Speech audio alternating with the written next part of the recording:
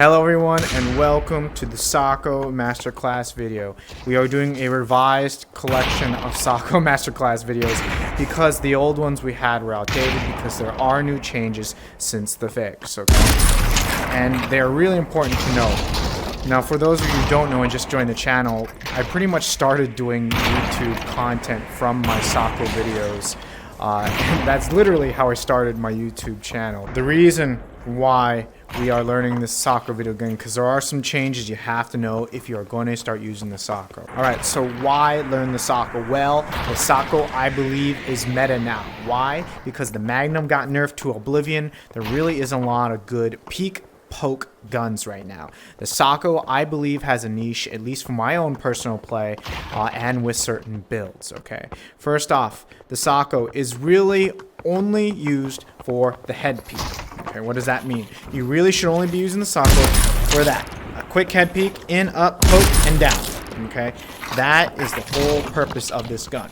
You get up, you do a quick shot of burst, and you're down again, okay? Without getting shot by an op in the face, or any other gun, hopefully.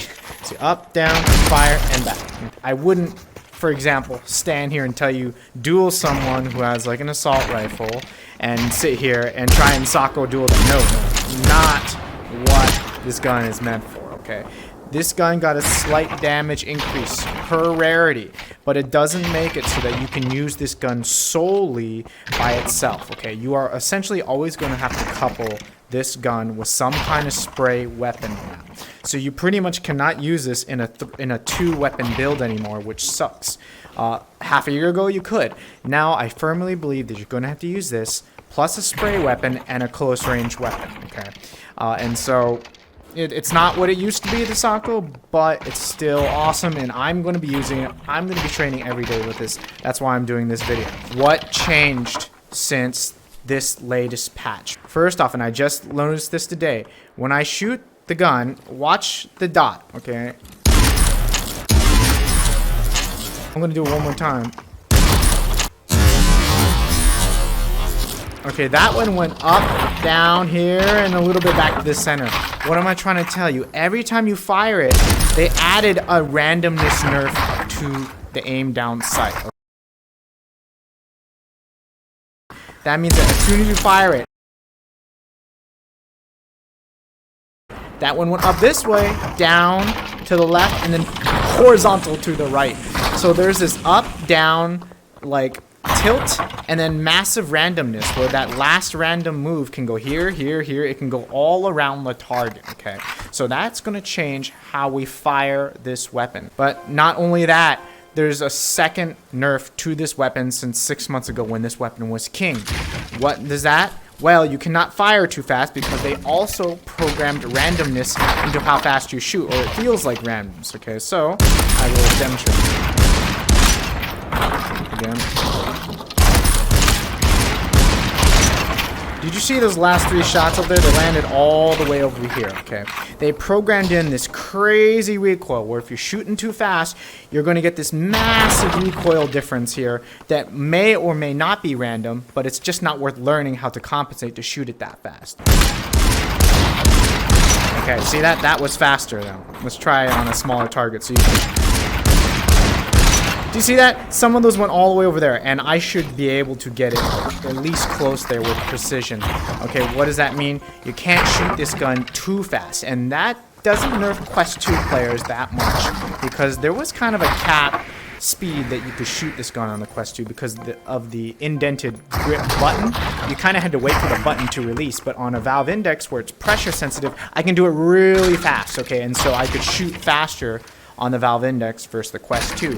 Now, I think the playing field is leveled. I think the Quest 2 is equivalent to the Valve Index now, because it's not about how fast you can shoot it anymore. It's actually about how accurate you are with that one shot, and actually the Quest 2 is going to be easier because the Quest 2 is less jittery. If I take a breath, if you might have seen my crosshair go up, like, you know, a little bit, and that messes up your shot, okay? On the Quest 2, it's less sensitive. The tracking isn't as precise, so that means that, and there's actually a little bit of correctiveness with the tracking on the Quest 2, so you can be a little more jittery on the Quest 2. The tracking is more forgiving, so it's actually harder on the Valve Index. the basic way I used to teach people how to fire this is hold it here, shoot it, wait till the crosshair comes back to the target, fire again. That is now not the way to shoot this weapon. Why? Because there is now randomness in where the crosshair will come back to the target. As in when I shoot it like this, first off, it takes longer for the dot to get to the target because of this new randomness mechanic they had in. But actually, you'll see here, my crosshair isn't on the target right now, or on the bullseye. They move your crosshair, as in you kind of have to re-aim every time you fire it. We are going to use a different technique. We are going to use the quick fire technique, and this is the only one you got to learn. I mean, it's not an easy one to do. It was the most advanced one out of the bunch we had in the old Sako Masterclass videos. What I do now, look at that far target out there.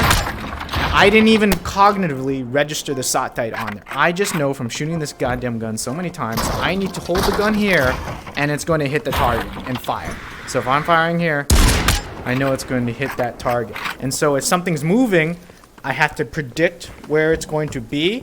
So if something's right here and it's moving this way, I know that I'm going to have to shoot at probably this target so that the lead will hit the guy in the face or something like that. And so I would look ahead of him, and I would fire, and I would pray, it hits with the lead. So what I'm doing is I'm actually finding a point where I have to shoot, and of course that's based off the shot prediction, is and I have to guess how far the target is and how fast it's moving. Lead it, shoot in front of the target, point and fire. So I'm literally not even aiming, if that makes sense. And I know that sounds crazy, but this is the best way to fire. I didn't even see the dot on the target there. I literally just pointed and shot. And this is why I was one of the best Sako pros out there.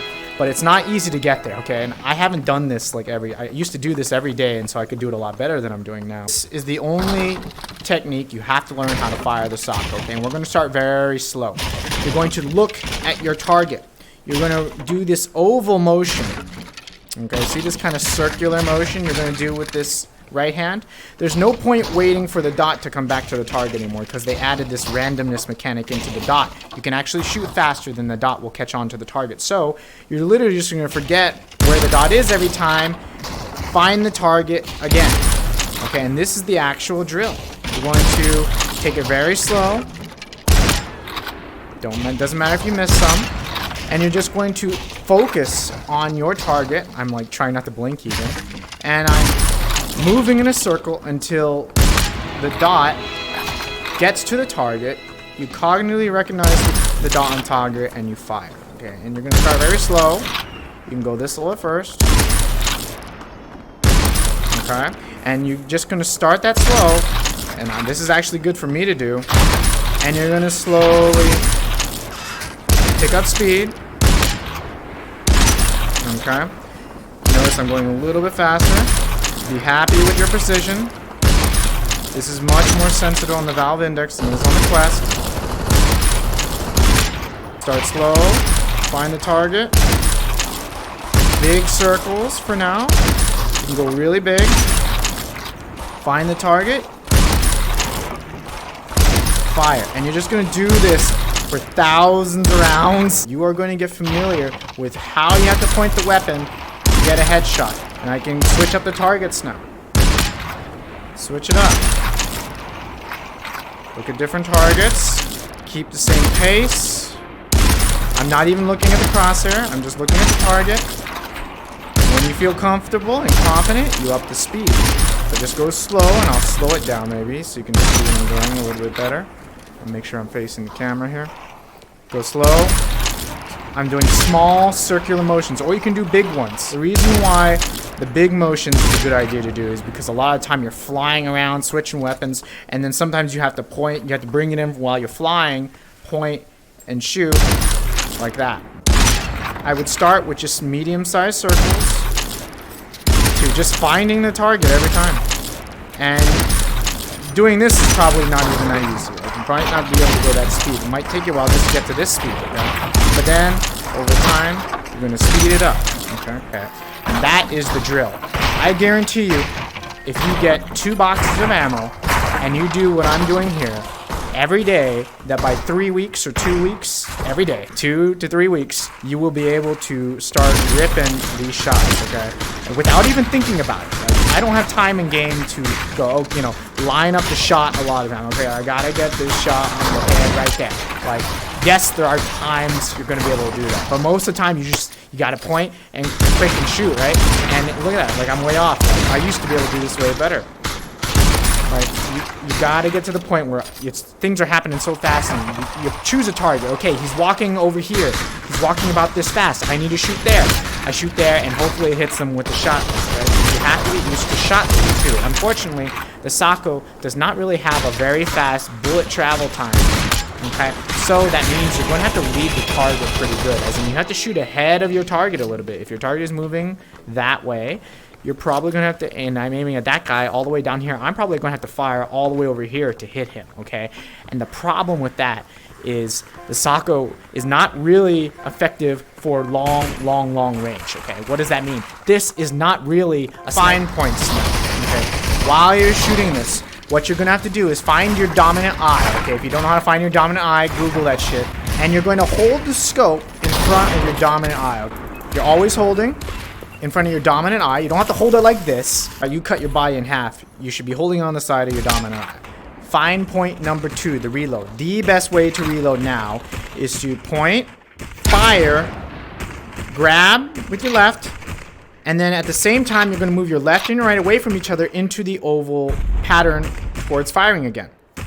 Like that, back into the shot. And the reason why it's better to move both is because you don't have to do as big a movement on your left arm, and when you do this thousands of times, like you're going to have to do to become good with it, your shoulder's going to start dying, okay, when you do this in the DT. So, look how small a movement I have to do that reload, and that's how I reload on the wall, which I'll show you in a second, okay? So that's the best way to reload for this way of shooting the Sako.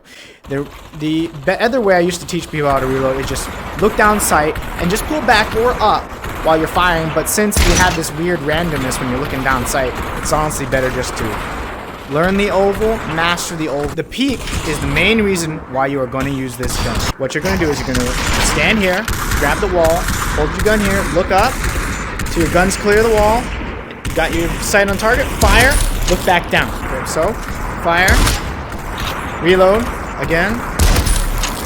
Well, I'm holding on, I let go, I grab it and do the circular reload that we just went over. I grab the wall again, fire. Fire. Fire. See that? I'm never looking up for more than like 2 seconds, unless I know I'm clear. Now, what we're taking advantage of here is called peeker's advantage. I'm trying to peek as fast as I can. Like, I'm only up here for like a split second, right? But like, that's even shorter time from the enemy's view. And if you don't know what I'm talking about, it's a FPS term we call peeker's advantage, and I even have a whole YouTube video on that. So that way, you can't get hit by an op, and the guy barely sees you. Yes, your shot might miss sometimes if you're going too fast. Of course, you're going to find your target, hit it. But the whole point here is not to be out too long. You get some good burst. This, I would practice 1 box of every day. Otherwise, that's all I've got for the Sako Master Class video. We'll do more as I learn more or find new ways to teach it.